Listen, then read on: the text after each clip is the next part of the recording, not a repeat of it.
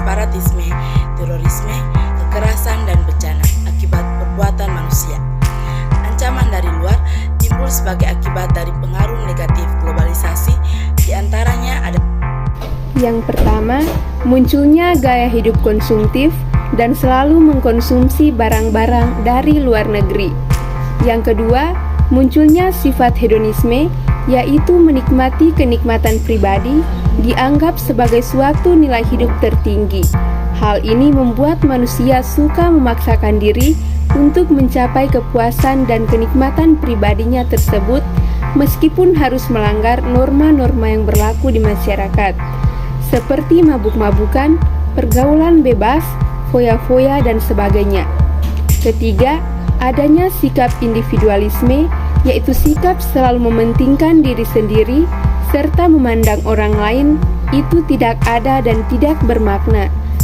Sikap seperti ini dapat menimbulkan ketidakpedulian terhadap orang lain, misalnya sikap selalu menghardik pengemis, pengamen, dan sebagainya.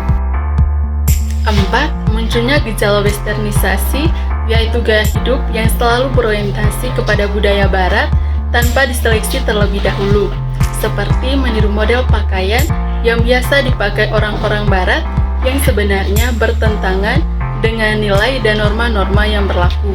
Misalnya memakai rok mini, lelaki memakai anting-anting, dan sebagainya. 5. Semakin memudarnya semangat gotong royong, solidaritas, kepedulian, dan kesetia kawanan sosial. 6. Semakin lunturnya nilai-nilai keagamaan dalam kehidupan bermasyarakat. Di bidang pertahanan dan keamanan. Wujud ancaman di bidang pertahanan dan keamanan pada umumnya berupa ancaman militer. Ancaman militer adalah ancaman yang menggunakan kekuatan bersenjata dan terorganisasi yang dinilai ajaran ini mempunyai kemampuan membahayakan kedaulatan negara, keutuhan wilayah, dan segenap bangsa. Yang pertama, agresi. Agresi suatu negara yang dikategorikan mengancam kedaulatan negara, keutuhan wilayah, dan keselamatan segenap bangsa Indonesia mempunyai bentuk-bentuk mulai dari yang berskala paling besar sampai dengan yang terendah. Invasi merupakan bentuk agresi yang berskala paling besar dengan menggunakan kekuatan militer bersenjata yang dikerahkan untuk menyerang dan menduduki wilayah Indonesia. Yang kedua, pelanggaran wilayah bentuk lain dari ancaman militer yang peluang terjadinya cukup tinggi adalah terjadinya pelanggaran wilayah seperti wilayah laut, ruang udara, dan daratan Indonesia oleh negara lain.